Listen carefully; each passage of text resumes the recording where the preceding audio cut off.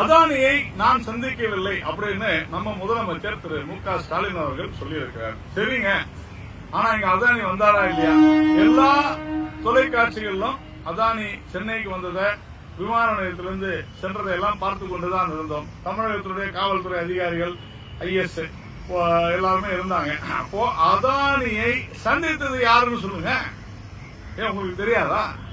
நீங்க சந்திக்கல, சரி, அப்ப யார் சந்திச்சாங்க? அதுதான் மிகப்பெரிய கேள்வி. ஆனால் அதற்கு மேல் அது குறித்து விளக்கமளிக்க தேவையில்லை அப்படின்னு திரு மு.க. ஸ்டாலின் அவர்கள் சொல்றாங்க.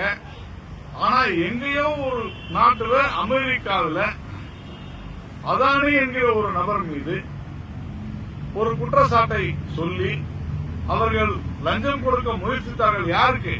4 மாநில அரசுகளுக்கு, எதிர்க்கட்சி ஆளும் மாநில அரசுகளுக்கு. அவர்கள் மீது கூட்டு பாராளுமன்ற குழுவுடைய விசாரணை வேண்டும் என்று இந்திய கூட்டணி திரு ஸ்டாலின் உட்பட கேட்கிறார்கள். நான் கேட்கிறேன், தைரியம் இருந்தால் இதற்கு சிபிஐ விசாரணை உத்தரவிட வேண்டும் சொல்லுங்க. சிபிஐ யாரை விசாரிக்கும்? தமிழக அரசை விசாரிக்கும், ஆந்திர அரசை, அந்த அரசு அதிகாரிகளை விசாரிக்கும். விஷயம் என்னன்னு கேட்டீங்கன்னா, அதானி என்பவர் ஒரு தனிநபர். அந்த அவர் மீது சில குற்றச்சாட்டுகள் சொல்றது, அதை அவர் பார்த்துப்பாரு. அதற்கு எதற்காக மோடி அவர்கள் பதில் சொல்ல வேண்டும்?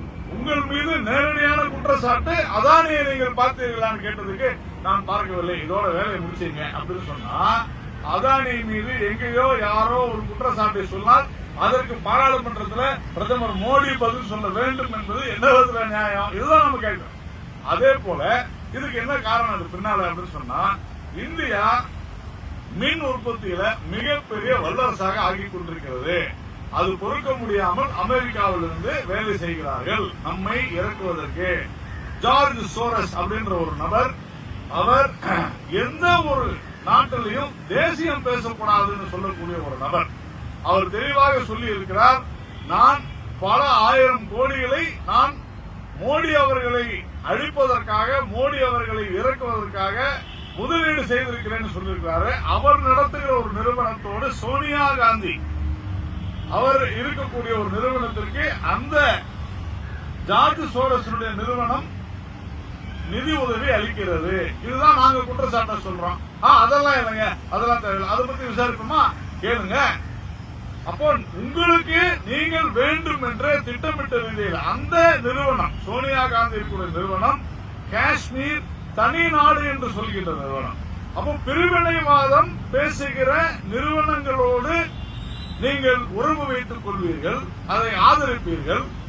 ஆனால் நம்முடைய நாட்டில் இருக்கக்கூடிய ஒரு தொழிலதிபர் மீது ஏதோ ஒரு நாடு குற்றச்சாட்டு, அதுவும் நாட்டில் இருக்கக்கூடிய ஏதோ ஒரு நிறுவனம் குற்றச்சாட்டு சொன்னால் அதற்காக பாராளுமன்றத்தை முடக்குவதோடு, பாராளுமன்றத்துக்கு முன்னால பிரதமருடைய அந்த முக மாஸ்க் எல்லாம் போட்டுக்கிட்டு இதை விட சிறுபிள்ளைத்தனமான விஷயங்களை செய்ய முடியுமானா இது யாராலையும் செய்ய முடியாது. அந்த அளவிற்கு பதவியின் மீது 3 முறையாக உங்களால் ஆட்சி அமைக்க முடியவில்லை என்கிற பதவி வெறியோடு எதை தின்றால் பித்தம் தெளியும் என்று அலைந்து கொண்டிருக்கிறார்கள். நீங்க செய்கிற நாடகம் எல்லாம் இங்க எடுபடாது, நாங்கள் யாருக்கும் பயப்பட மாட்டோம், நாடு முன்னேற்ற பாதையில் சென்று கொண்டிருக்கிறது, அதை சீர்குலைக்க நினைக்கிறது இந்திய கூட்டணியினுடைய கட்சிகள், உங்கள் முயற்சி எடுபடாது.